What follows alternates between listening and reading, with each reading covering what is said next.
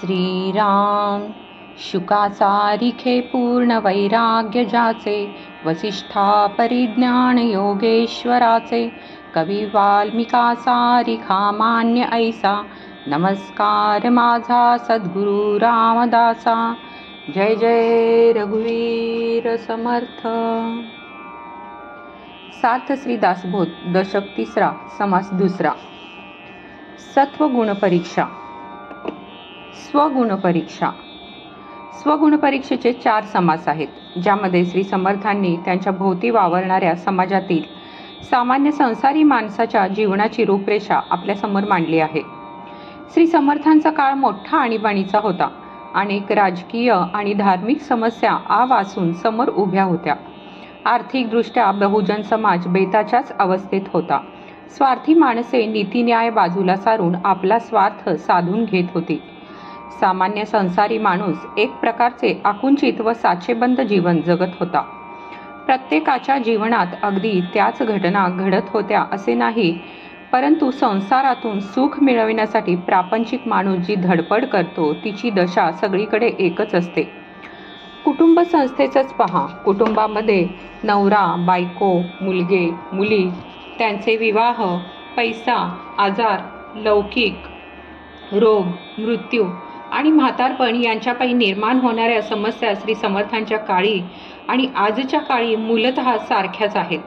उदाहरणार्थ, लग्नाच्या आधी आईबापावर प्रेम करणारा आज्ञाधारक मुलगा लग्नानंतर एकदम बदलतो.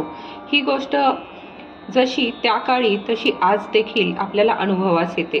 दुसरी बायको केल्यानंतर घरामध्ये होणाऱ्या कटकटी किंवा व्यसनापायी होणारी हानी किंवा म्हातारपणी होणारी दैना इत्यादी प्रापंचिक समस्या आज देखील तशाच आढळतात.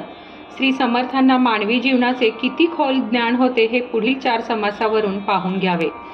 तात्पर्य असे आहे की प्रापंचिक माणूस मूलतः स्वार्थी असतो. त्याच्या स्वार्थाची अंगे तीच असल्याने त्यातून जन्म पावणाऱ्या समस्या सर्व काळी समाजात सारख्याच असतात. स्वार्थ साधण्याचे मार्ग मात्र त्या त्या काळाच्या विज्ञान प्रगतीवर आणि एकंदर सामाजिक परिस्थितीवर अवलंबून राहतात. उदाहरणार्थ, रोगाला उपचार करण्याच्या पद्धती किंवा पैसे मिळवण्याचे मार्ग बदलत जातात. असो, या समासामध्ये अगदी बालपणापासून दुसरे लग्न होईपर्यंत सामान्य माणूस कसे जीवन जगतो त्याचे वर्णन आपल्याला आढळेल. प्रथम, तान्हेपणाचे वर्णन. ही सर्व दृश्यरूप सृष्टी दुःखाचे मूळ आहे. अर्थात माणूस जगात जन्माला आला की तो दृश्य विश्वाचा भाग होतो. मग दुःखाचे निखारे त्याच्या देहाला चटके देतात. मागच्या समासात गर्भवासातील यातनांचे वर्णन सांगितले. जन्म झाल्यानंतर गर्भवासातील यातना मूल विसरते. पुढे दिवसेंदिवस ते वाढू लागते. तान्हेपणी त्वचा अगदी नाजूक असते. जरा काही दुःख झाले की ते मूल व्याकुळ होते. पण आपल्याला होणारे सुखदुःख त्याला शब्दांनी सांगता येत नाही. देहाला काही दुःख झाले किंवा भूक लागली म्हणजे ते मूल मोठ्याने रडते, परंतु त्याला अंतरी काय दुःख होत आहे हे काही आईला कळत नाही. आई त्याला जवळ घेते व कुरवाळते, पण हा बाहेरून उपाय होतो. त्याच्या अंतर्यामी काय दुःख आहे हे काही आईला बरोबर कळत नाही. ते मूल पुन्हा पुन्हा हुंदके देते व रडते. आई त्याला कडेवर घेऊन रडे थांबविण्याचा प्रयत्न करते, पण त्याची पीडा व व्यथा न कळल्याने मूल बिचारे तळमळतच राहते. अनेक रोगांचा जोर होऊन त्याच्या दुःखाने त्या पोराचा जीव खालीवर होतो. ते पोर रडते, पडते किंवा कधी विस्तवाने पोळते. आपल्या शरीराचे रक्षण करता येत नाही म्हणून नाना प्रकारचे अपाय त्या मुलाला सोसावे लागतात. खोड्या करताना अपाय होऊन हात, पाय किंवा एखादा अवयव गमाविण्याचा प्रसंग येतो. मूल आईला ओळखू लागते व तिच्याशिवाय त्याला क्षणभर करमत नाही. पण पूर्वपुण्य समोर उभे राहिले आणि असले अपाय चुकले तर मूल हळूहळू आईला अधिकाधिक ओळखू लागते. क्षणभर सुद्धा आई दिसेनाशी झाली तर मूल दुःखाने रडते व ओरडते. त्या वयामध्ये आईशिवाय दुसरे काहीच त्याला महत्त्वाचे वाटत नाही, आवडत नाही. ते मोठ्या आशेने आईची वाट पाहते. केव्हाही आईपासून दूर राहत नाही आणि एकदा आईची आठवण झाली की मग क्षणभर देखील तिचा वियोग त्याला सहन होत नाही. ब्रह्मदेव जरी आले किंवा प्रत्यक्ष लक्ष्मीने प्रेमाने बोलाविले तरी आई वाचून दुसरे कोणी त्याची समजूत घालू शकत नाही. आई कुरूप असो, हीनलक्षणी असो, अथवा सर्वांपेक्षा दुर्दैवी असो, त्या मुलाला जगात तिच्यासारखे दुसरे कोणी नसते. आई नसेल तर ते पोर केविलवाणे होते व दीन दिसते. आईने रागावून त्याला दूर सारले तरी मोठ्याने रडून ते तिलाच मिठी मारते. आईपाशीच त्या मुलाचे सर्व सुख केंद्रित असते. आईपासून दूर झाले की ते तळमळू लागते. अशा रीतीने त्या काळात आईवर अत्यंत प्रेम जडलेले असते. मातेच्या वियोगाचे दुःख होते, त्याचे वर्णन आता केले आहे. अशा अवस्थेत आई मरण पावली. ते मूल पोरके झाले. आई आई असे म्हणत दुःखाने ते झुरणीस लागले.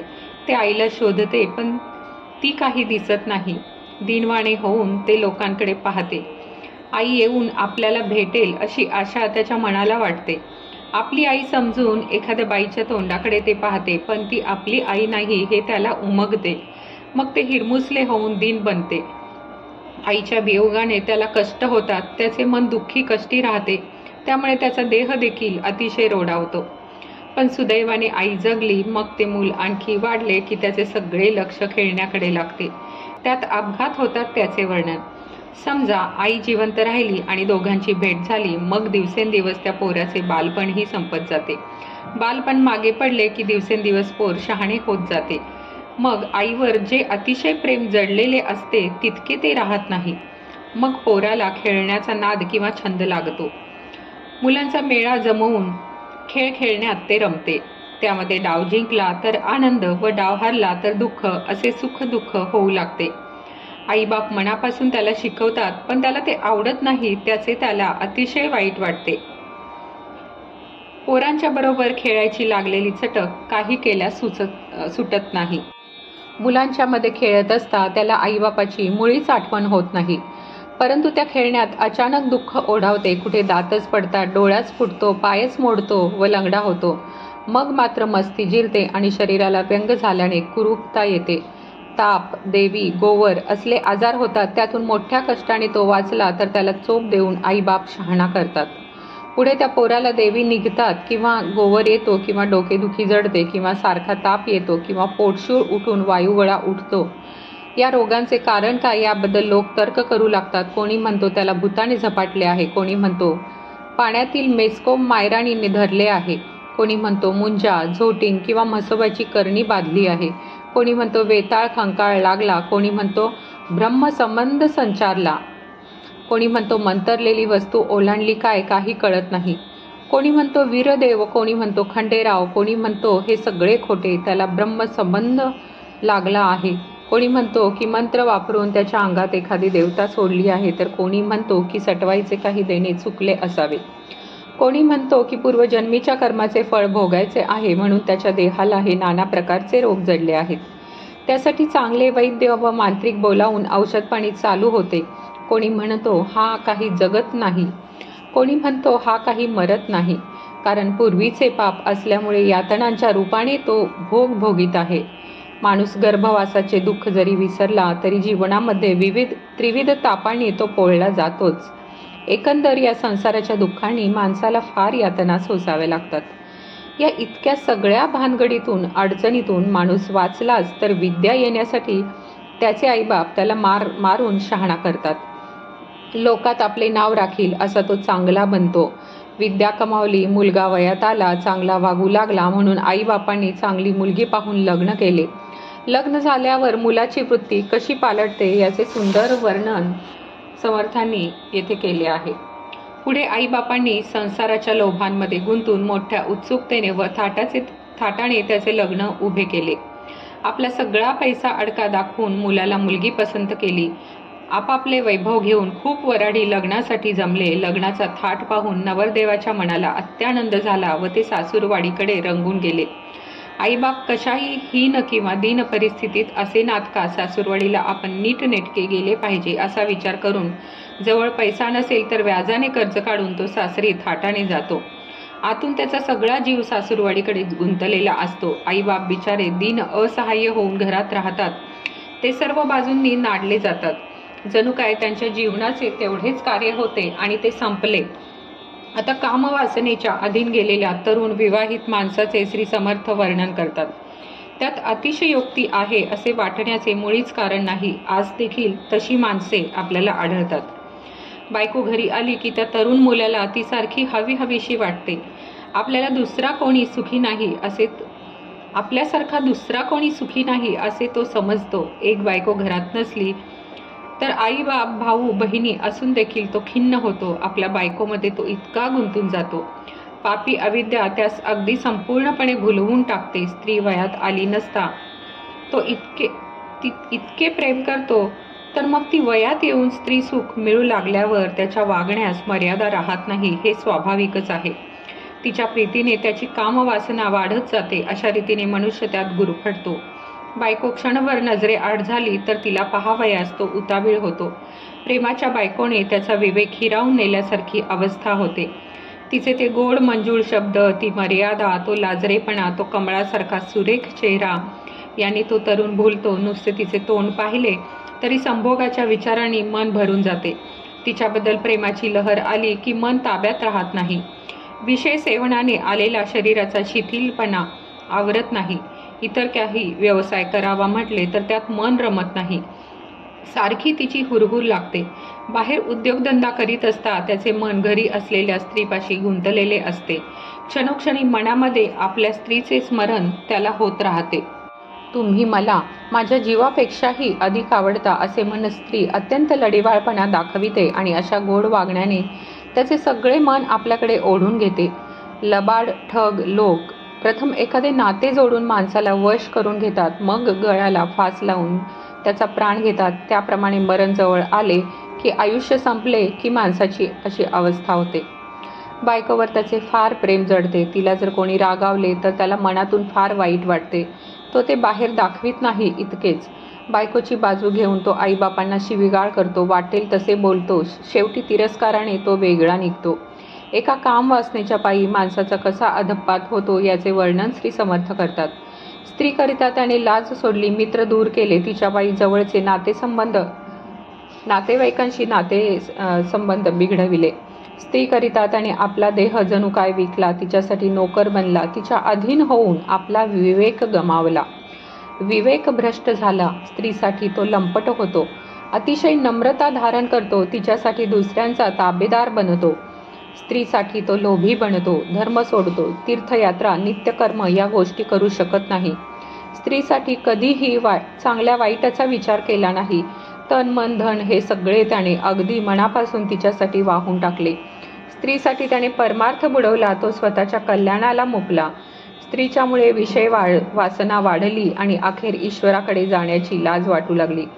स्त्रीकरिता त्याने भक्ती सोडली, विरक्ती सोडली. इतकेच नव्हे तर सायुज्य मुक्ती देखील स्त्रीपुढे तुच्छ मानली. एका स्त्रीच्या नादी लागून त्याने सगळे ब्रह्मांड कमी योग्यतेचे मानले. प्रेमाचे नातेवाईक त्याला शत्रूप्रमाणे वाटू लागले. अशा प्रकारचे अत्यंत स्त्री अधीन जीवन जगत असता ती मृत्यू पावते. तो वियोग दुःखाने जणू काय वेडा होतो. तो बैरागीच व्हायचा, पण काही कारणाने घरी थांबतो, मग दुसरे लग्न करतो. स्वतःच्या बायकोवर अशा रीतीने त्याचे प्रेम अत्यंत आतून जडलेले असते. त्याच्या पायी त्याने सर्वस्वाचा त्याग केलेला असतो. दुर्दैवाने ती बायको एकाएकी मरण पावते. तिच्या मृत्यूने तो फार शोक करतो. तो म्हणतो की माझा मोठा घात झाला. आता कसला संसार, माझा संसार बुडाला. जीवलग माणसांचा सहवास सोडला आणि वेगळे घर केले तर एकाएकी घर मोडले. मग दुःखाने तो म्हणतो की आता या मायेच्या जाळ्याचा त्याग करू. स्त्रीचे प्रेत आडवे मांडीवर घेऊन तो छाती आणि पोट बडवितो. लाज सोडून सर्व लोकांसमोर बायकोची स्तुती करतो. दुःखाने फार मोठा आवाज काढून ढसाढसा रडतो आणि म्हणतो की माझे घर बुडाले. आता यापुढे मी संसार करणार नाही. वात झालेल्या माणसाप्रमाणे तो भ्रमिष्ठासारखा वागू लागला. सगळ्या गोष्टींचा त्याला कंटाळा आला. त्या दुःखामुळे अंगाला राख पासून जोगी झाला किंवा दीक्षा घेऊन साधू बनला. पण काही कारणाने घरातून निघून जाणे झाले नाही. मग पुन्हा दुसरे लग्न केले. दुसऱ्या बायकोमध्ये त्याचे मन अतिशय रमून गेले. दुसरे लग्न केल्याबरोबर लगेच आनंदाला भरती आली. पुढील समास ऐकण्यासाठी आता श्रोत्यांनी सावध व्हावे. इति श्री दासबोधे गुरु शिष्य संवादे स्वगुण परीक्षा नाम समास दुसरा समाप्त. जय जय रघुवीर समर्थ. तुम्हाला हा व्हिडिओ आवडल्यास कमेंट करा, लाईक करा, शेअर करा आणि हे चॅनल सबस्क्राईब करायला विसरू नका. धन्यवाद.